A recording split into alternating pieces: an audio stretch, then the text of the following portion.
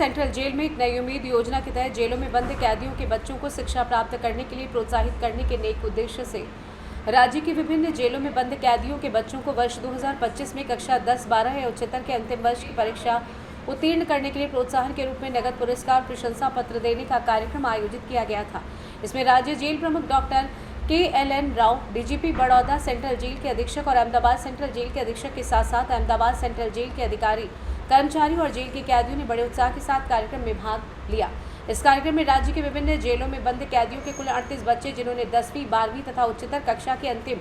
वर्ष की परीक्षा उत्तीर्ण की थी, अपने परिजनों के साथ कार्यक्रम में उपस्थित थे। पुलिस महानिदेशक डॉक्टर KLN राव ने कार्यक्रम में उपस्थित सभी बच्चों को अपनी शुभकामनाएं दी। आइए जानते हैं इस विषय में डॉक्टर KLN राव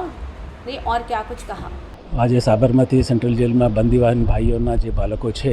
અને જે 10મી 12મી અને જે ઉચ્ચસ્તર અભ્યાસમાં જે ઉત્તીર્ણ થયેલ છે અને તેજસ્વી છે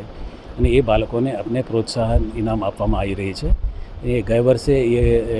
કાર્યક્રમ આપણે યોજવાયો હતો, શરૂ કરેલા હતા અને આ વર્ષે પણ એ કર્યું છે અને આવતા વર્ષોમાં પણ આપણે કરશું।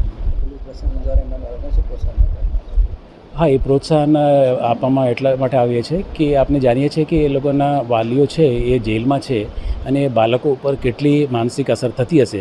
અને એ સામે કરીને એ લોકો આવીને એક ઉચ્ચસ્તર અભ્યાસ કરીને એ ઉત્તીર્ણ થયેલ છે અને